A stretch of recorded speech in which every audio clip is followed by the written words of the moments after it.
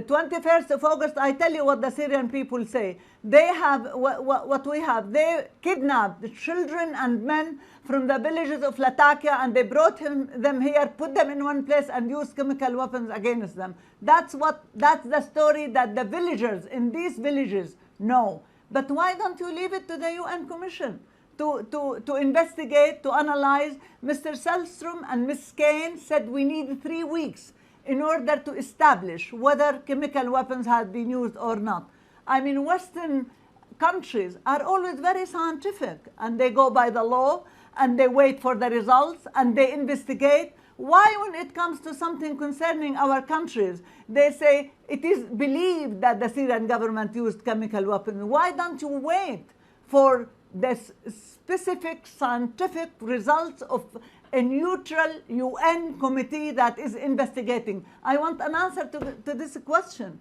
Why don't they wait? They claim to want to be targeting weapons exactly the same way they claim to be targeting mass destruction weapons in Iraq. Where is the report on mass destruction weapons in Iraq? It has been sealed in the United Nations for the next 60 years. It is not allowed to open the reports that had been concluded from Iraq. They are using the same lies, the same fabrications, the same claims in order to target our country and to target our people. Syria is 6,000 years old. Neither this aggression nor any other aggression will be the end of the story. Our people will be here well and alive, and they will defend their country, and Syria will be only what the Syrian and the Arab people want it to be, not what Turkey and Qatar and Saudi Arabia. Is this a march for democracy?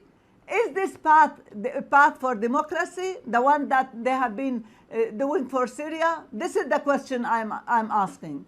He doesn't care whether he is victorious. What he cares about is that Syria should be victorious, is that the Syrian people should be victorious, and that they go back to live in safety and to live as better than they used to live, and to create the democracy they want. We changed the constitution, we conducted elections, we are ready to change the constitution again, we are ready to do elections, we are ready to do referendum, we are ready to do anything that serves the Syrian people. It is the Western power that is leading an aggression and preventing us, of course, spearheaded by Turkey and Saudi Arabia now, where, of course, democracy in Saudi Arabia is very similar to Western democracy, and in Qatar. I mean, you know, you are parties with countries who don't have even constitution.